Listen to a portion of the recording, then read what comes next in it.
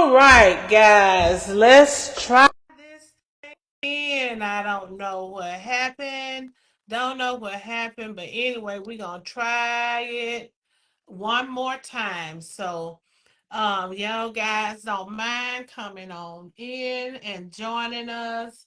We froze up before. I hopefully we got it right now. So come on in, come on in, come on in. I do sincerely apologize for the okay. So there's some volume there. Okay, so come on in, guys. I'm sorry. Um, the devil don't want us to have this discussion because it's an important one. We're talking tonight. We're gonna be talking about the mental health crisis with Black men. So, you guys come on in and join us. Let me know that you're here. Tell me hello when you come in. Send me some waves, some shout outs, some haze. And if you don't mind, if you would please like and share this video. Like and share the video when you come in. Invite a friend, let them know. Like I said, this is men's mental health or men's health month, and we're going to talk about mental health with men and the mental health crisis that is currently existing in the Black community with Black men. And so if you don't mind, please come on back, come in, and then invite your friends to join this very important discussion. I do apologize for our technical difficulties. I think, ma'am, I'm trying to be too fast. Trying to get too fast. I got a microphone in, so hopefully you can hear me tonight. I know I had last week. We were having people saying, speak up, ladies. Can you speak up? So I got this microphone. All right, Mr. Jackson, you ready to get started? Yes. All right, cause the devil trying to do us, but he won't do us in. No, he will not. No, he will not do us in. So anyway, we're talking about the mental health crisis that is existing in the Black community among Black males at this time. And so um let's just get started. Of course, you guys know who I am. I'm Juju. You all know who he is. That's Mr. Jackson. And y'all know what we do. We discuss topics that are important to our community. And so that's what we're here to do tonight. And you all know how we roll. If you all have any questions, any comments, feel free to put them in the chat. We will do our best to answer those questions. And you also know our request that you please like and share this video, that you invite some friends. This tonight is a very important discussion that we're having. And so please invite your friends to join in. For generations, Black men have been expected to hold it all together, to be strong, to be silent, to be unshakable. But the truth is, mental health doesn't care about stereotypes, okay?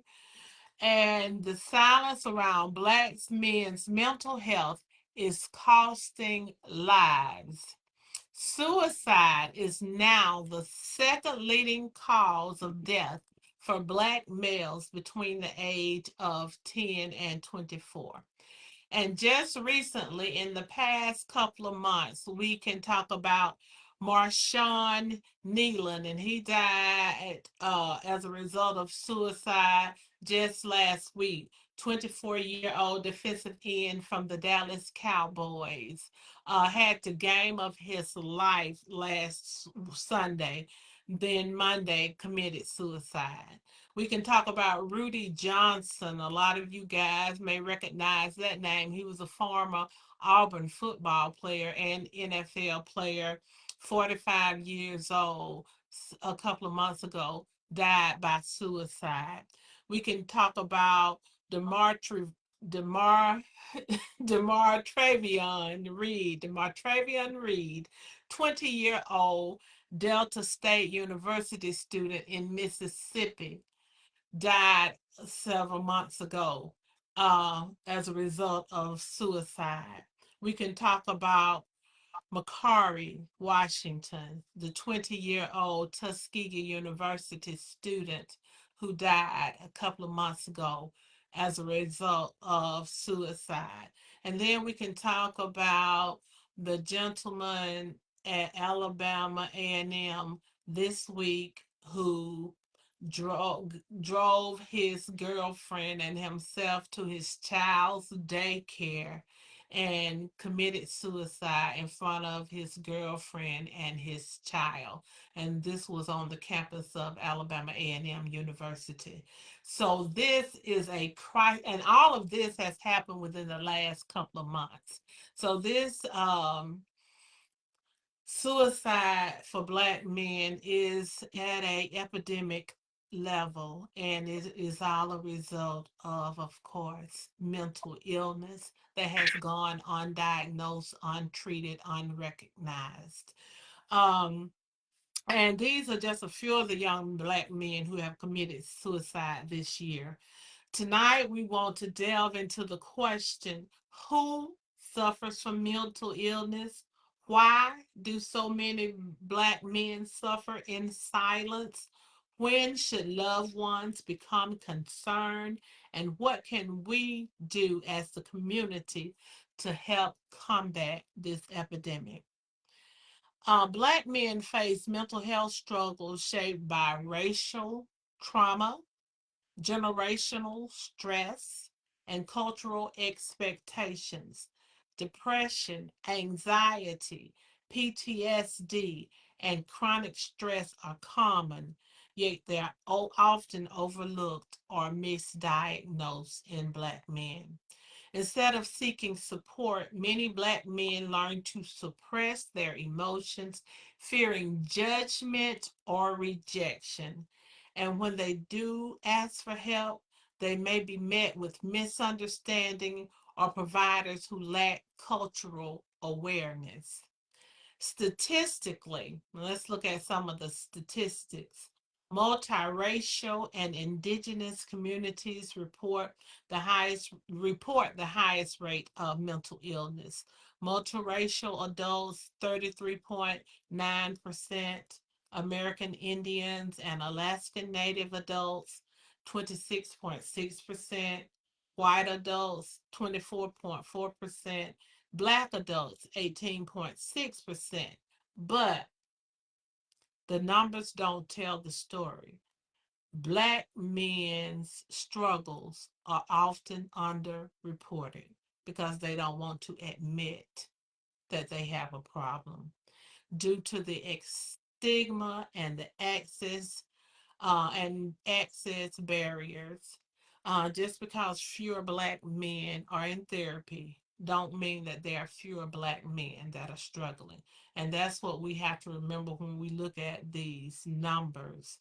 1 in 10 men experience anxiety or depression. Men are four times more likely than women to die of suicide. Suicide rates among young Black men 15 to 24 have doubled in the past 20 years, and most men don't seek help until they're at a point of crisis. So, tonight we're going to attempt to begin to deal with this issue. As many of you know, my producer, my partner, my brother, my friend is a very strong advocate for mental health awareness, especially in Black men. So, Mr. Jackson, let's talk.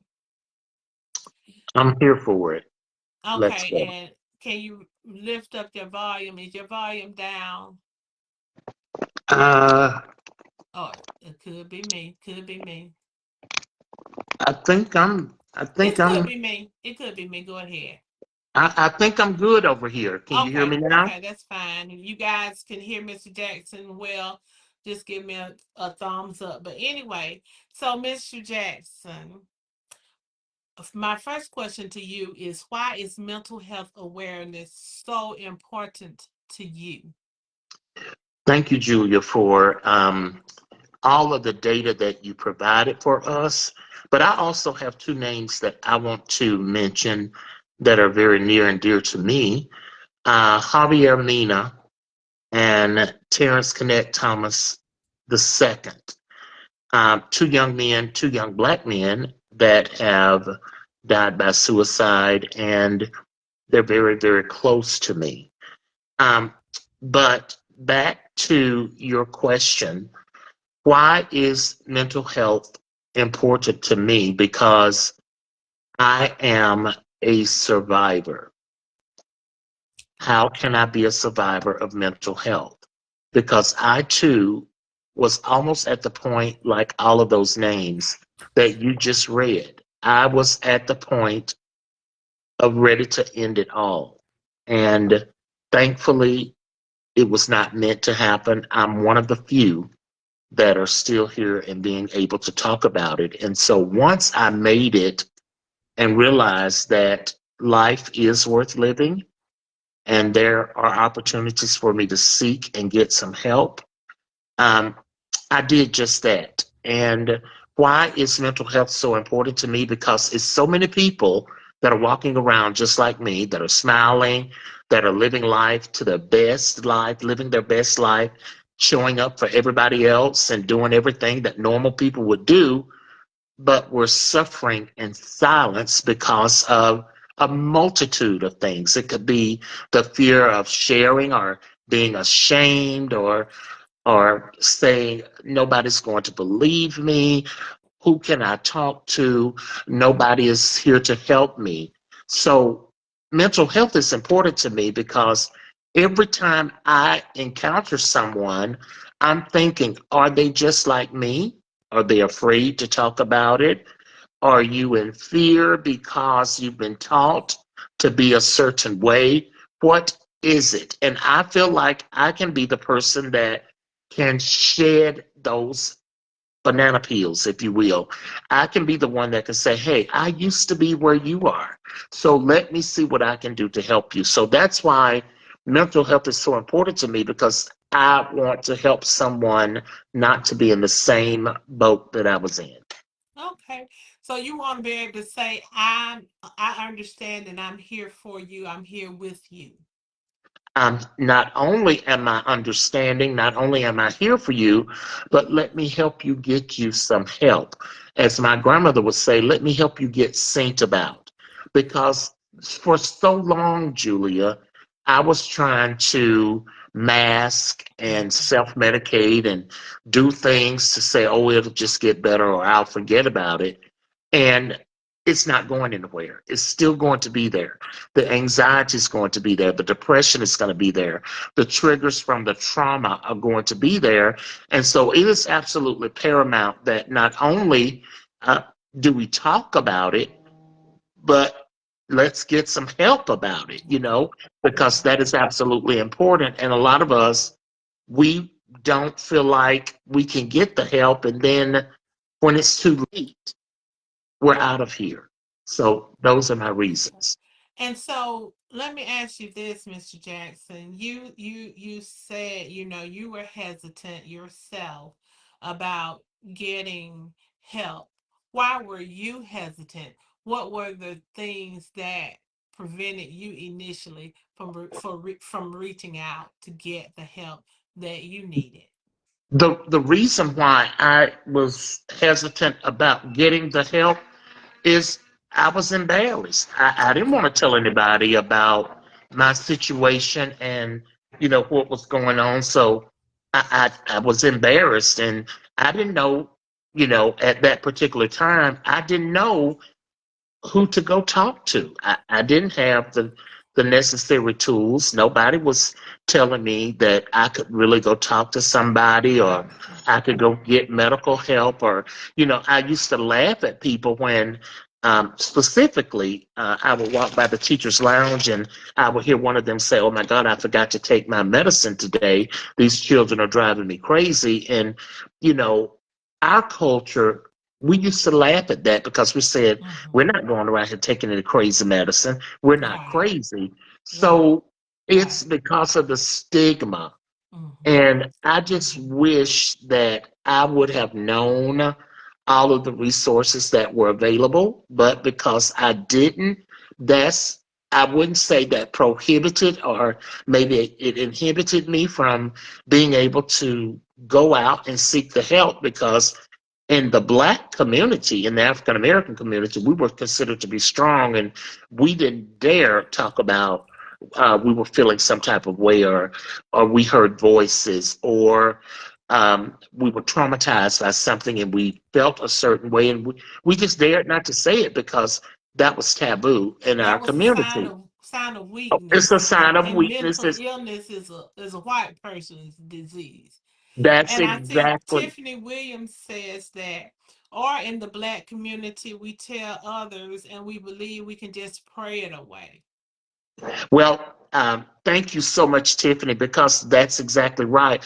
Or um, in certain instances, you can be pushed away. You just become invisible. And what I mean Right. by that is sometimes family members that had members who were suffering with mental concerns and mental illnesses, they were suppressed. They were hidden.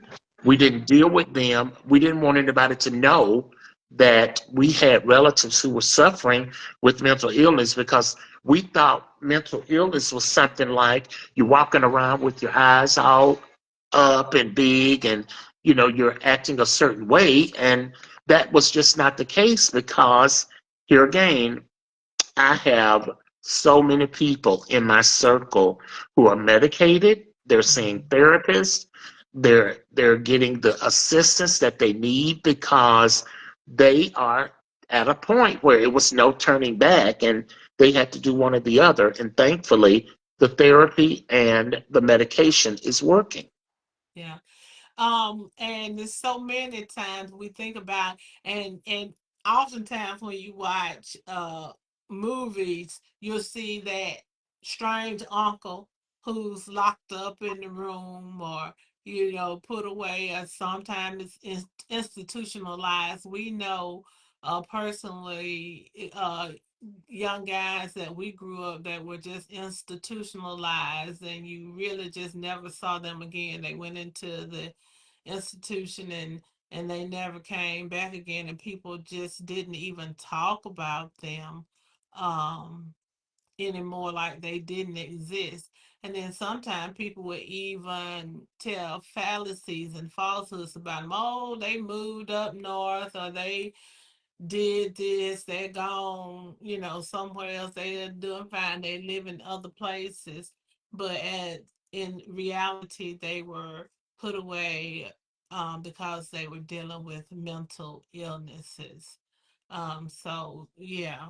Um, so Mr. Jackson, you were talking about when we think about, or when some of us think about people who have mental illness, we think about somebody who's walking down the street, looking all disheveled, talking to themselves, and that is a mental illness. That is a form of mental illness for sure. But describe to me, or to us, what the typical person dealing with mental illness looks like. Who suffers from mental illness? What does Oh, wow. a person suffering from mental illness look like? That's a great question. And you're looking at me.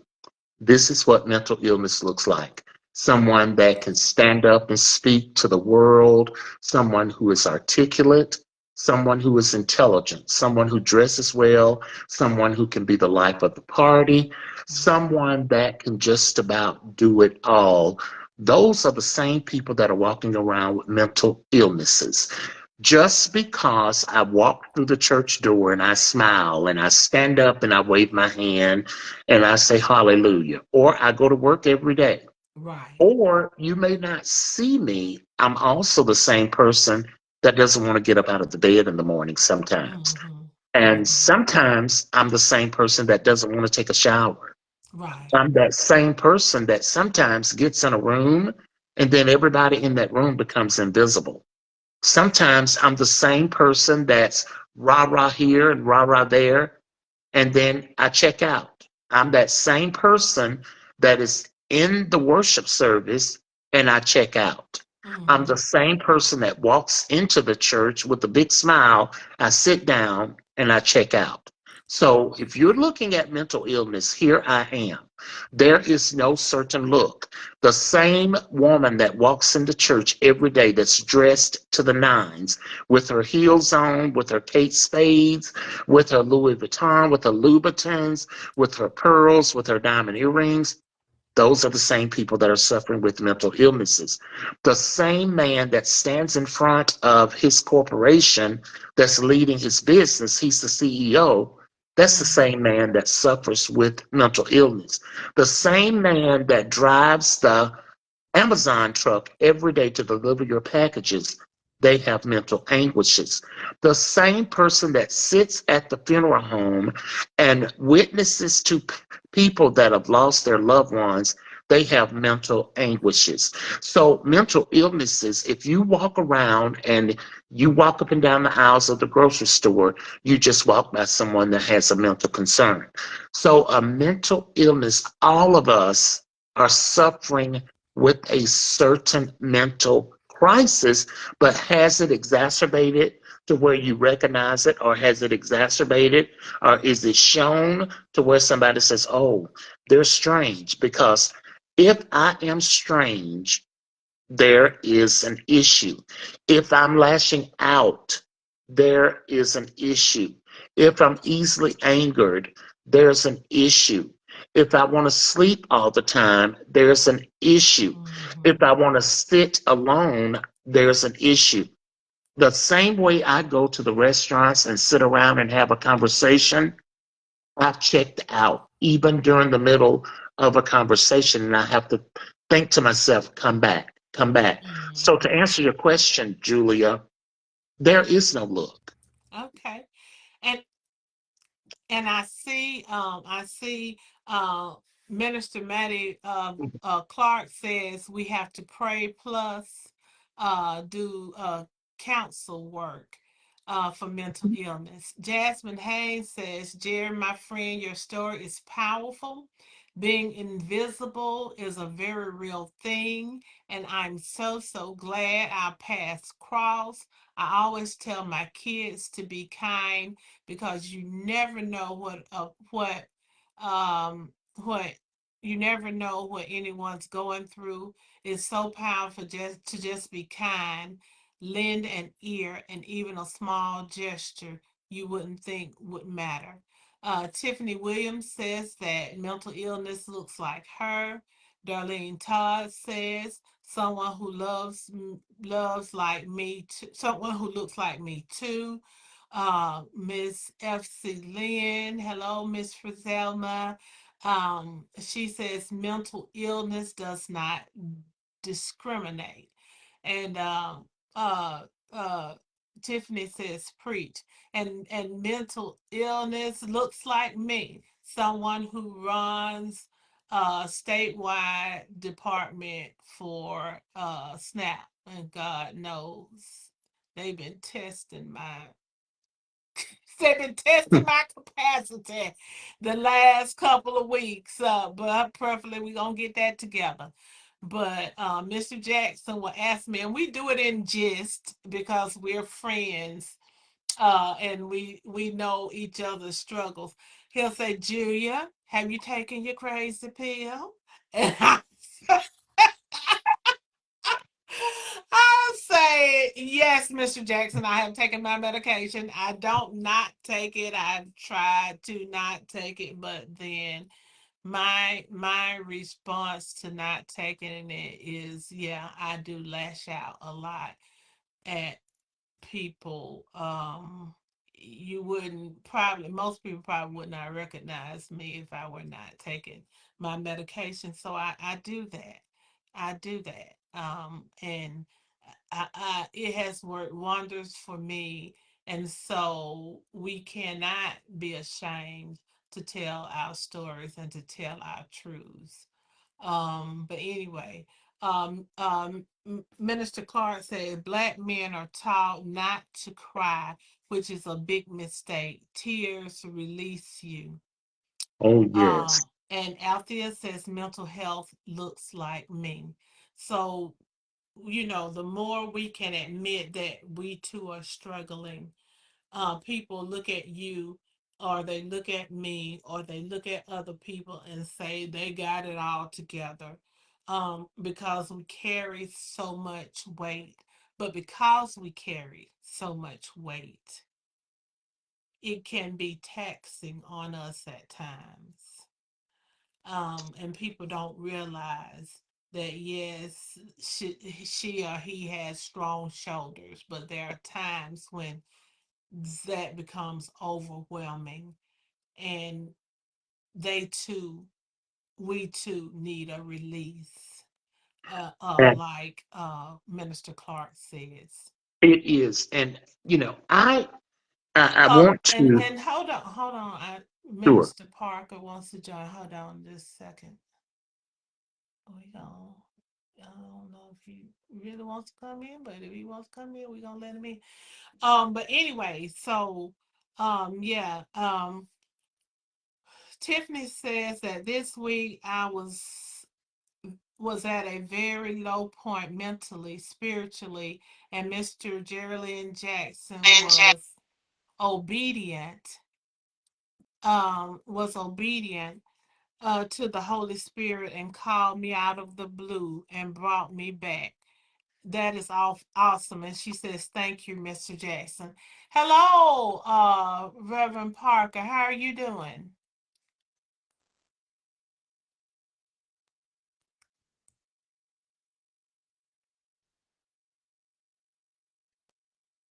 I don't know if he really wanted to be on here or not. Hello? But anyway, um, So while we're waiting for Minister Parker to no, we're join, gonna we're gonna go on, and I'm gonna ask you another question. But we're gonna okay. say thank you, Mr. Jackson, because Mr. Jackson does me that way, Tiffany. He'll call me just out of the blue. Julia, how you doing? What's going on? Something's not right. Something's not right. I can tell it. And I was like, how do you know something's not right? But he'll do that. If the spirit leads him to call me or to call someone, he'll do that. He takes his ministry, he takes his calling very seriously, and that is a God sent. Um So Julia, before you ask me another question, I really need to do a shout out to okay. two young ladies who have, I don't know how to categorize these two young ladies, but they know how to get me in line, other than you and my sister. Um, I two, and they probably are going to be mad at me for doing this, but I have to um, be thankful to God for my cousin Tammy Lipscomb Thomas, and all of us are childhood friends, but my relative, and Wanda Rochelle Snipes, Shell. Those two ladies don't realize how they have um, kept me abreast, if you will. You know how you have some people that are there for you, Mm-hmm. and you know it.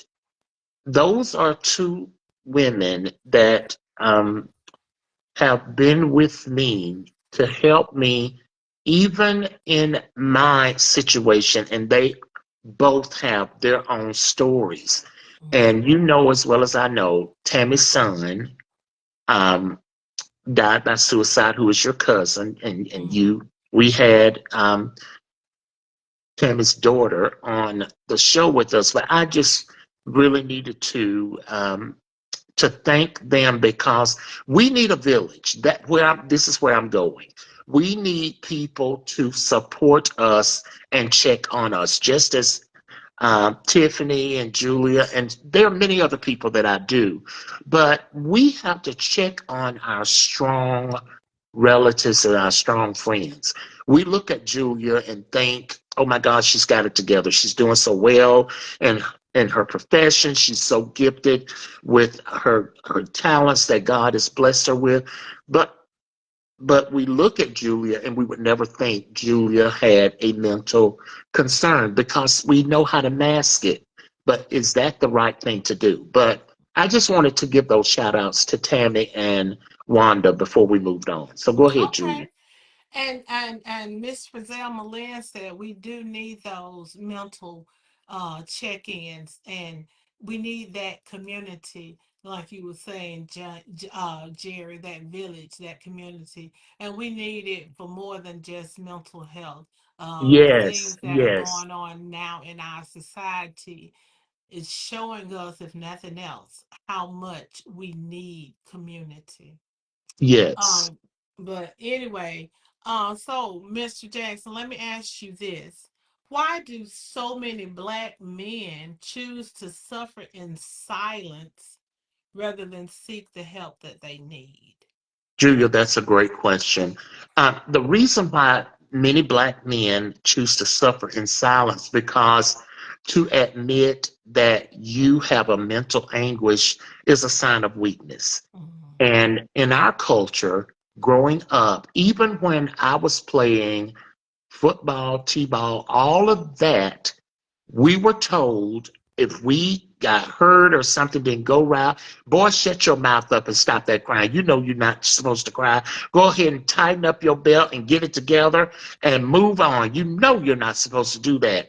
And a lot of black boys, we didn't know what it was to tell somebody that I loved you or to get a hug because we were told that's a sign of weakness.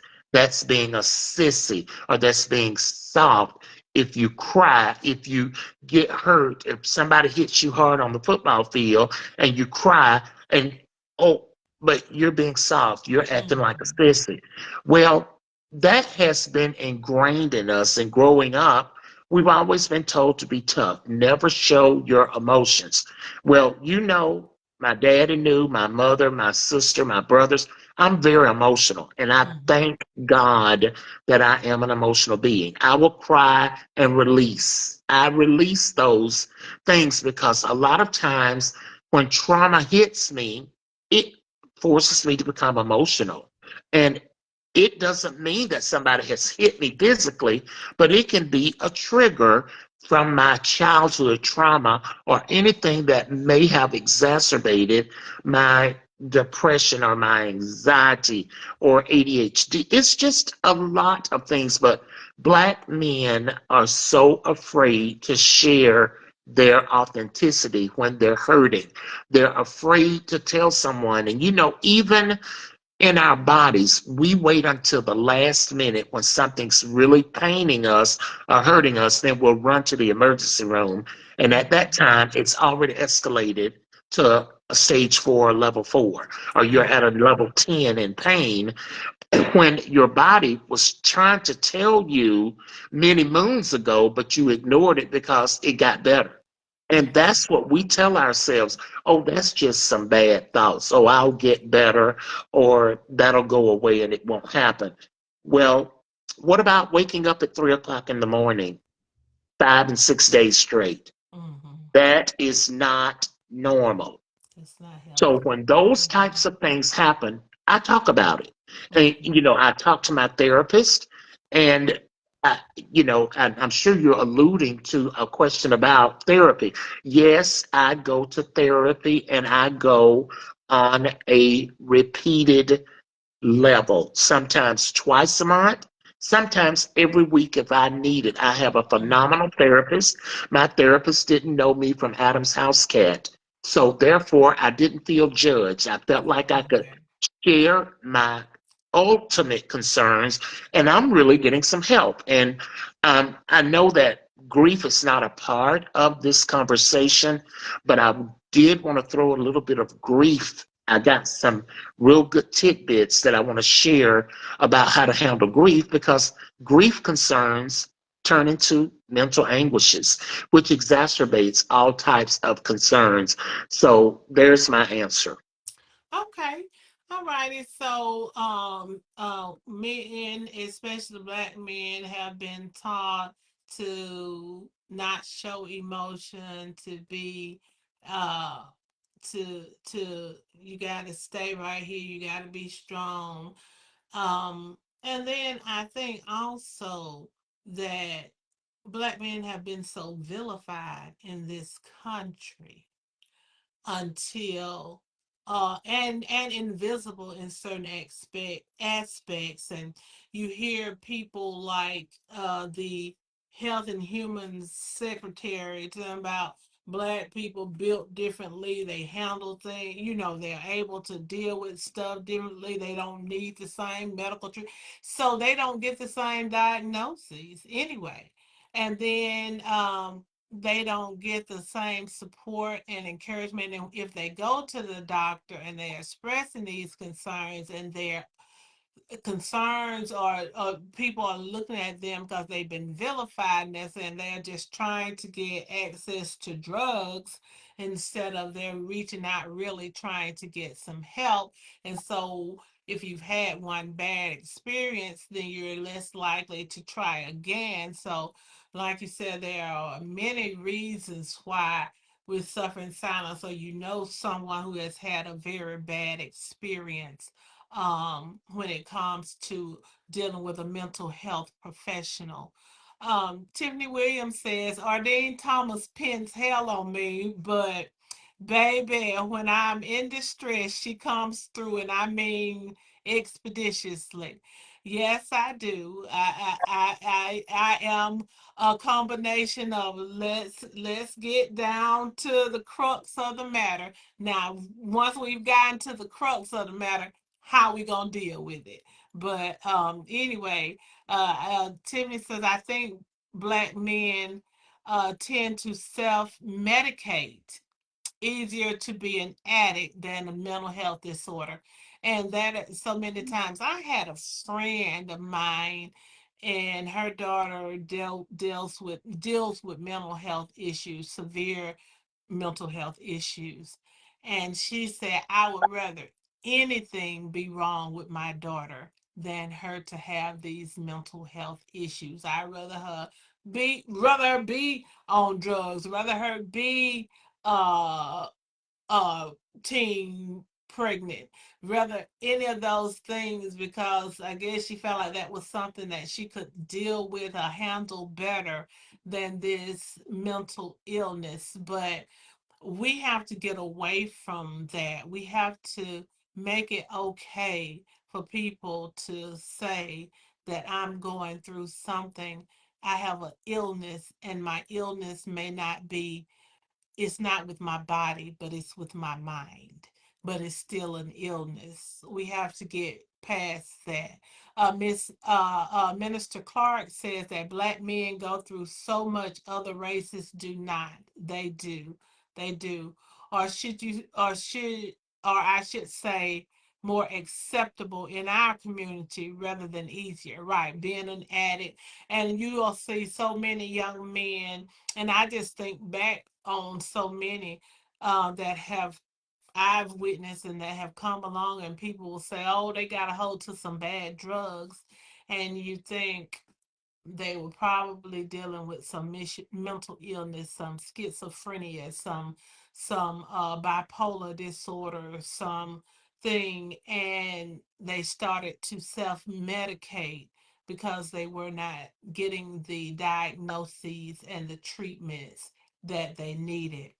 Darlene Todd said, I was always check on others, but I was always checking on others, but no one was checking on me.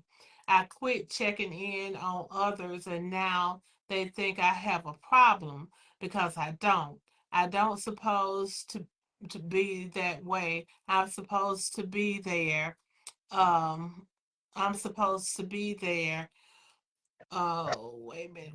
I'm sorry, y'all. I'm supposed to be there for them, but no one ever be there for me. I'm supposed to be there to go to or for a shoulder to cry on. I had to stop being there for myself. And that is true.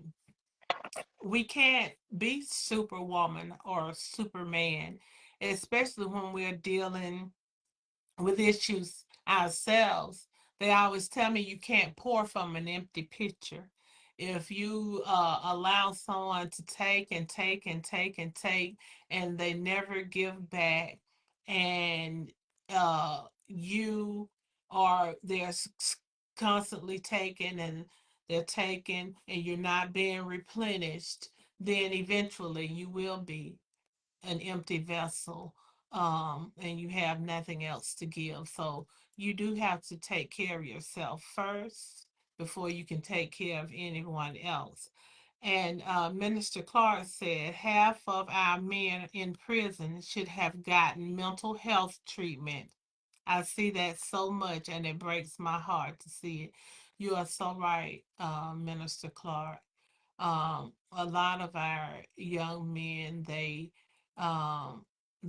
label them as criminals when they're really dealing with mental and emotional issues that are left untreated, undiagnosed, and ignored. That is so true. Jasmine says, always feel yourself before feeling others. Yes, you are correct. All right, Mr. Jackson. Um, Let me ask you this. When should a loved one become concerned about the mental health of the men around them? What are some symptoms that, if we recognize those symptoms in our loved one, should we become concerned? Julia, that is so tough because for so long we have this stigma and this saying in the Black community, oh, that's just my crazy auntie, or that's just my drunken uncle, or that's just my crazy cousin. He just acts like that sometimes. Well, we should be concerned when our loved one is becoming overextending in alcoholism, Mm, shopping, shopping. eating, sleeping, drinking sodas, or they're attached to the internet too much, or Mm, all they want to do is be alone. And when you're calling and they start giving you strange vibes or you see some strange behaviors, then you should be concerned immediately. We should not wait until they go out and start jumping up and down in the middle of the road with their clothes off. Because mm, all of those things that led up to them jumping up and down and screaming and not having their clothes on, we saw those signs, but we mm. ignored them. Or didn't And recognize them, yeah. well, we don't want to recognize them because we're in denial. You know, I have a major problem, and when I am not medicated, I will lash out. I will just go on a rampage and I'll say things that I shouldn't say, but because I have not medicated myself, then I'm vulnerable. I'm vulnerable to acting out. And I'm so thankful that prayer has led me to therapy and Mhm, to getting the proper medication. Because as all of you know, is when I first came out to talk about my mental anguish, I was told, well, just pray about it and trust God. I have a personal relationship with my God, and that's what I was doing. So we have to be extremely careful mm, we approach someone. So we should start talking immediately when we see those strange signs, Julia. And what we may deem as strange, we're looking for somebody to be walking around with their eyes bucked or doing something like this or jumping up and down in the street. No, it's the overeating, it's the sleeping, it's the loneliness, not wanting to be around people, sitting in a dark house. Those are signs that you need to act on immediately. mhm. And I like the fact that you said shopping. People don't Yeah. realize that Mhm. when people over shop, they overbuy. They got every time you turn around, and I'm guilty. They got a package coming to the house. That is just a sign that that is a way of masking pain or masking Yes. depression or masking things that they're dealing with. And so Julia, there are let some. me interrupt you because Okay. I want to bring up a point. You know, people always told me, "Oh, you dress so well." Well, Julia, that was my way of masking the pain. I felt like if I shopped and bought all of these clothes and made myself look a certain way, then I would be accepted Accepted. because when I tell you it was so bad that I looked in my closet just the other week. I have three of the same peacoats. One is dark blue, one is gray, and the other is charcoal gray, all the same peacoat. Why do I need three peacoats? Why do I need so many clothes? Why do I need so many shoes? Why do I care about looking a certain way? Because I had to mask having a problem. I didn't realize that I was going out and wastefully spending because you can only wear one coat. You can only sit in one chair. Mhm. So we shop, we eat, we want to be alone. It's a lot of things that we don't realize that we do on a day-to-day basis that we're really anxious or depressed, Mhm. or we could have ADHD, ADD. It could be a multiplicity of things, but we are masking it well because if you look at me, you'll say, wow, he dresses extremely well. I do, but that was to mask all the other isms and idiosyncrasies that were going on with me mentally. Okay. And Paris Mixon said that you are speaking facts. Tiffany says the shopping comes because it gives you endorphin release. And Yes. Darlene Todd says that she's guilty of the eating and the shopping. So all of these are ways to mask what's really going on, and all of these can be signs that someone may be going through something that we don't know about, and they may be dealing with an issue that they don't even recognize. They don't even know that it is a mental health issue, and Right. so it may be something that you need to talk to them about and say what's going on, how you've been feeling, what have you been doing, what have you been thinking. And if someone says to you in any kind of way that they've been thinking about ending their life or is life work, get them some help immediately. Yeah, and getting help is not let me pray with you. No, you get to them. You try to find out where they are so you can get to them. Um, and one of the things that I want everybody to leave here knowing is you have a safe space with me and Julia. But I'm just going to talk about me. So many black men have come up to me and say, I appreciate your voice and your advocacy for mental health. I am now going to see a therapist. But they go the first time and they forget about the psychiatry portion of it. You can go talk to somebody all day, but your therapist, if they're not an MD psychiatrist, they can't give you anything to sort of normalize all of those things that's going on in your body. So you've got to have some medicine to go with that therapy session. Talking is great, praying is profound and paramount. But if you need medication, you have to go see a psychiatrist. The psychiatrist will give you your prescription, and your therapist will talk to you to make sure that the medication is working, that you're on the right regimen, that you're doing the things that you're supposed to be doing. You're talking about the things that are causing you anguishes. So I am available. I'm on Facebook. You can always contact me, and um, it's a safe space and it's not going anywhere. And I can get you to someone that can talk to you, or I can come to you and I'll go with you. We'll go to the doctor, we'll go to the hospital, but I will help you to get you some help. But a lot of people don't want to go that next step. Well, I'll talk to you, and then after you want to recommend things, then it has to be some type of a, you've got to be accountable for some things. You've got to take your medication.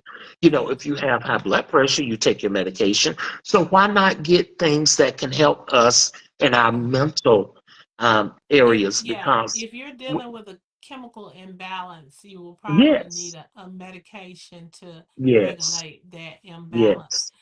Um, uh, uh, Frizzell Malin says this is amazing truth.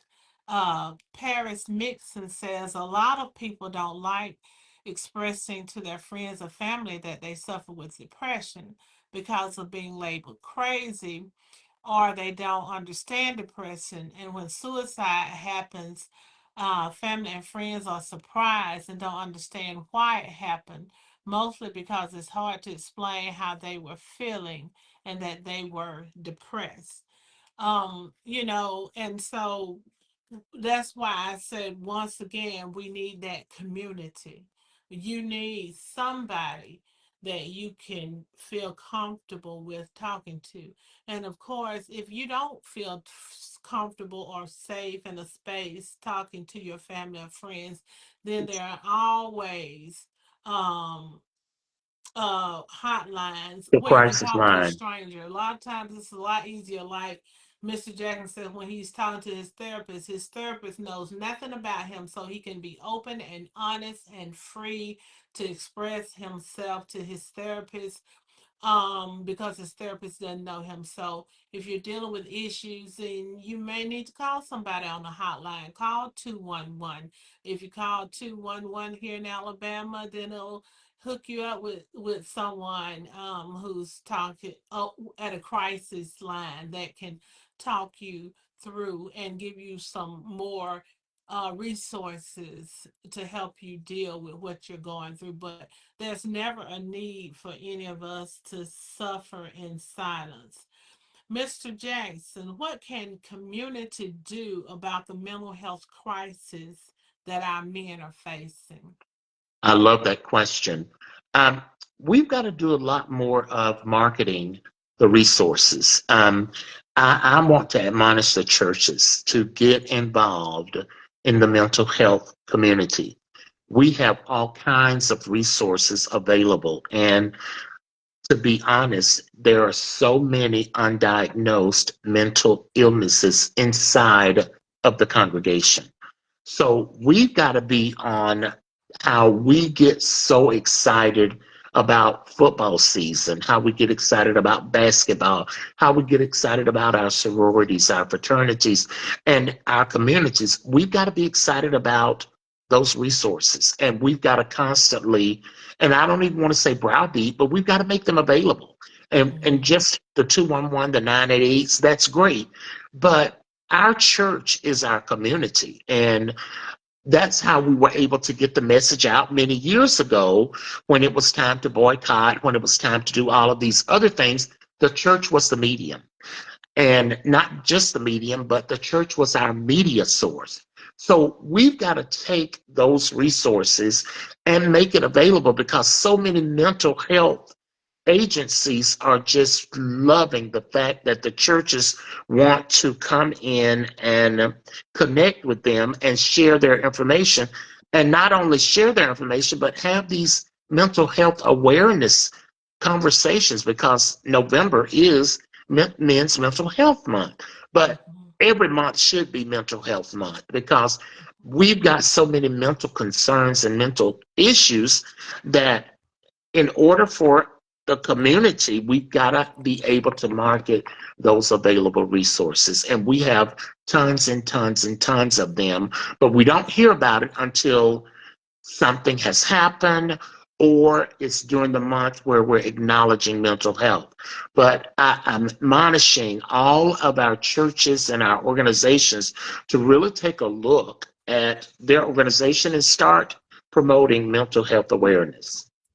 And that is so true. And Miss Frizelma Lynn posted that the suicide and crisis line is 988, and so Yes. you can dial 988 if you're feeling like you're going through a crisis. But the And other even if, thing that we can do, Mr. Jackson, is be open, listen to people, don't dismiss them, and don't judge.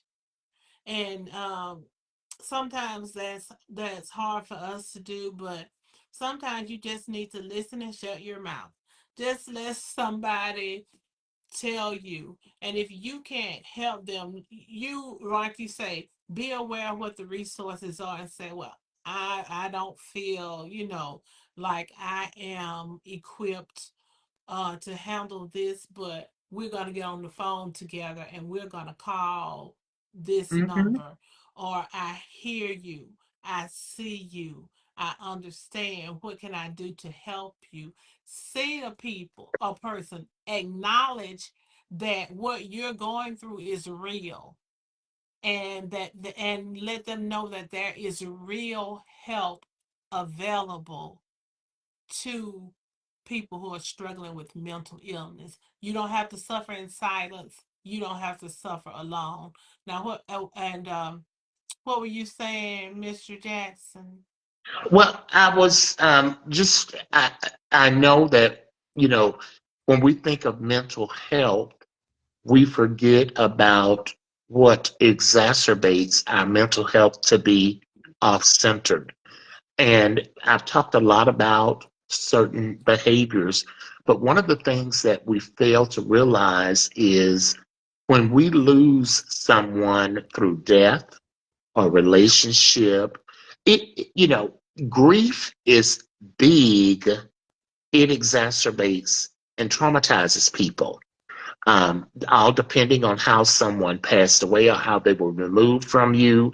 Even a bad marriage breakup Mm-hmm. exacerbates mental health. So it's the grief, and I want to talk about that maybe on a later show. I've got some really good tips that I want to share on how to deal with grief Okay. because you're looking at someone that I couldn't even talk about my mother or my oldest brother or my brother Mike or my brother Tommy, those people that were so close to me without becoming just a bucket of a wounded bucket of tears, a very wounded cry. And, you know, I've learned some tips on how to deal with that. And I want to Mm-hmm. talk and share that with you on another opportunity because we far exceeded our time. And this has been absolutely phenomenal. And thank you for those questions. Um, Oh, of course, Mr. Jackson. I thank you always for your transparency, your willingness to share, because it is by our testimonies that others overcome. And so happy that you're so willing to share your testimonies. Paris Mixon said 1833 355 2676 is also a number you can text and communicate with someone. Some people are more comfortable texting exactly than talking, and that's why this is a good free service. Duchess said this is a great conversation. And so thank you, Paris, for that number because a lot of people are more comfortable that is texting correct. than talking. And so that is a great resource that they can text and say, I'm feeling bad, I feeling hopeless, I'm having these thoughts and I don't know what to do, or how to do. Or even you say, I see my sister or my brother or my child uh doing these things and I'm concerned, what should I do? So if the person you're dealing with or your loved one won't acknowledge, then you need to get that help for you so that you can know how to relate to them until they are ready to admit, yeah, I have a problem and I need to get some help. But thank you so much, Mr. Jackson. I'm going to go through our announcements this evening because I do want to announce what we have coming up. Next week, we're going to talk about colorism and internalized biases. Mm. And then on the 23rd, we're going to talk about remaining thankful in difficult times. Our special guest on the 23rd will be Minister Maddie Vaughn Clark, and I'm looking forward to that conversation because we are going through some difficult times right now in this as a nation. And that's another thing, Mr. Jackson, that can lead to depression and anxiety when you have so much uncertainty and chaos you're surrounded by. And so that's causing a lot of people to go through anxiety and depression and fear. And so we're going to talk to Minister Clark, and she's going to tell us how we remain thankful in these difficult times. And then, of course, on the 30th, November the 30th, this month, we are celebrating Native American Heritage Month. And so, back by popular demand, will be Tyler and Jasmine Hayes. Everyone loved them so much last year. We're going to get into some more. We're going to have another discussion about Native Americans and their conquering spirit. So I'm excited about these upcoming shows. I'm really thinking, guys, that December, I'm just going to take the month off. We're going to celebrate. We're going to embrace all that Christmas has to offer. And then we're going to come back strong in January. But anyway, um, November the 25th through the December the 2nd is shop Blackout. small, shop local, and shop blackout. Okay. And so that's a nationwide thing that we're doing that has been called for by our leaders. And is we want to spend our money in our community where we're going to reap the benefits. The money will come back to us. Keep it in your community. So we're going to shop small, we're going to shop local, we're going to shop black. And that's November the 25th through December the 2nd. And carry on through the Christmas season. Do your Christmas shopping. Look at it. Shop small first, shop local first, shop black first, and see if you can find what you're looking for. We have great things to offer. Speaking of Absolutely. shopping local, shopping small, shopping black, now open is the Inspired Sisters Stitches and Sparkles. It's featuring handcrafted items from Joyce's Jewelry, Buy Juju for You, and Why Not Yarnery. And so the shop is open. I am in the process of loading inventory, but y'all stop by at www.inspiredsistersstitchesandsparkles.myshopify.com. I'll put that in the chat so that you all can see that. But shop um uh stitches and sparkles, and hopefully by the end of this month we'll have a grand opening when Duchess gives me her pictures of her inventory and her stuff about her inventory so we can get it all out there and we'll have a grand opening. But we have a soft opening going on right now so you can shop now. Also, if you want your face beat, hey, check out Duchess Thomas Vincent. She's your independent Mary Kay consultant, and she has all your Mary Kay needs. Don't forget also to subscribe to Juju's Dollhouse. Mr. Jackson, did you have anything else that you wanted to add? Well, you hit the nail on the head about the blackout and supporting locals, and to support you and Duchess and Why Not Yarnery. I'm going to tell y'all, don't sleep on her because these women. Duchess makes some phenomenal jewelry. Ardeen, Julia makes some phenomenal everything, crocheting. And Why Not Yarnery? Um, I'm telling you, don't sleep on these ladies. They are doing the darn thing and doing it very well. And I want to make sure that we start getting a consortium and a cohort together. I'm working very hard with East Alabama Mental Health, trying to come up with a plan, devise a plan. We're not trying to reinvent the wheel. We're just trying to make it where Black men feel comfortable in getting and seeking help, and we want to help you. This has been wonderful. It has been wonderful. And guys, before we go, we're going to go because we are way past time, but we had so much trouble. We were way late getting started today. So I do apologize for the technical No worries.